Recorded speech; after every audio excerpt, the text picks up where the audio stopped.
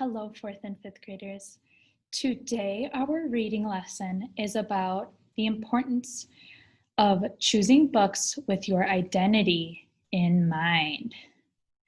That word identity, that is a word that we have been learning a lot about over the last few weeks.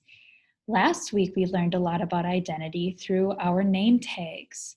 And this week, we've been learning about our identity through personal artifacts. In your own words, I want you to type into the chat, what does the word identity mean to you? And if you can give examples of some of the things of your own personal identity, please put them in the chat as well. Pause the video to discuss. Identity is who you are. It's your interests, your likes and your dislikes, beliefs, and your values. And our identity can be used to choose books as well. So when we're choosing a book we want to read, think about things like your interests, such as maybe a certain sport or hobby, and you could find books that are about that topic. What you enjoy learning about. So if there's a certain type of, maybe it's animals, or it could be history, characters you connect with. So for example, maybe if you would find yourself more interested in a book that is about a character that's your age or going through something in their life that's similar to what you are going through. Types of books, such as humor. It could be scary stories, drama, so lots of kind of up and down, lots of things happening. Mystery, those are just a few. So now I want you to reflect and think of what you would put in this blank. I'm a reader who enjoys blank. And in that blank, you're putting in a description of your book interests. So, for example, when I think of myself as a reader, I'm a reader who enjoys history. I love reading books about historical events. So now you are going to have the opportunity to complete this sentence on your own, and I'd like every single one of you to put this into the chat. I'm a reader who enjoys blank, and fill that in. Pause the video to discuss.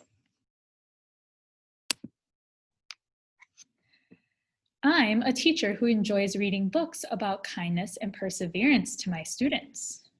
So today, I have a story that's titled, Our Class is a Family.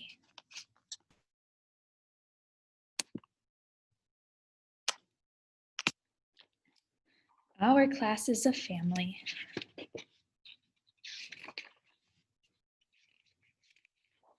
I think that actually leads me to, before I begin, I almost forgot our beginning question. What do you think that means, our class is a family? Give your predictions.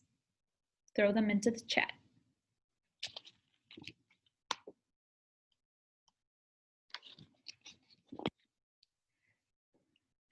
When you think of a family, you might picture one in a house. A mom, dad, a couple of kids, plus their dogs and a pet mouse.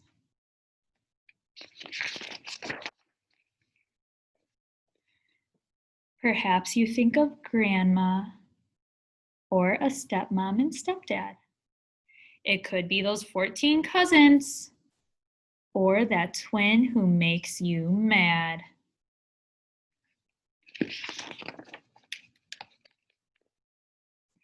But family doesn't have to be who you're related to.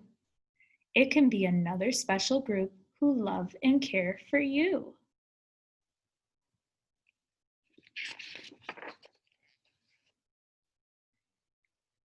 Have you ever thought about where most of your time is spent? It's at school with all of us. That's where those hours went. And even for us right now, unfortunately, although we can't be together in the classroom at Irving School, we are still able to spend lots of time together virtually.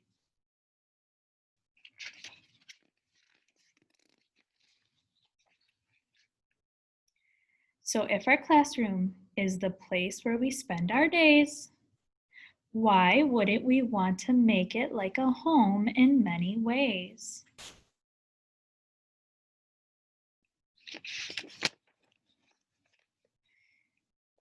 It's a place where we can show respect and kindness to each other, a spot where we can be ourselves and make memories with one another.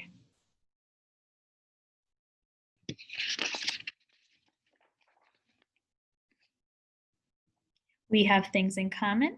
Those are connections that we'll seek. But we'll still celebrate our differences and what makes each of us unique.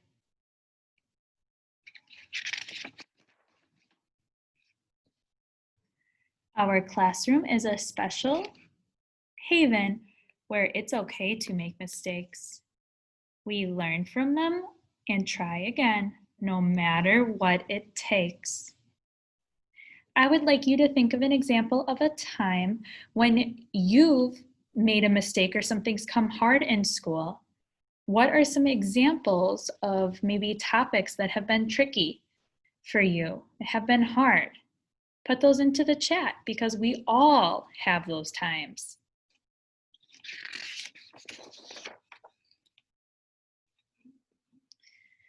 We'll all have tough days sometimes, but your teacher is here for you. All of your teachers are here for you in Team Persevere.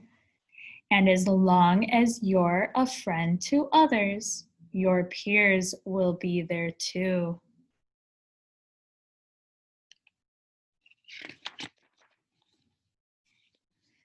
In this classroom of 4 walls, we will stick together. We'll help each other learn and grow in any kind of weather. I really like this. We'll help each other learn and grow in any kind of weather, which shows even though something right now like unexpected of not being able to be in the classroom together and we're virtually, we're still here to help each other and learn and grow. So keep that in mind. So let's always remember what a great team we can be.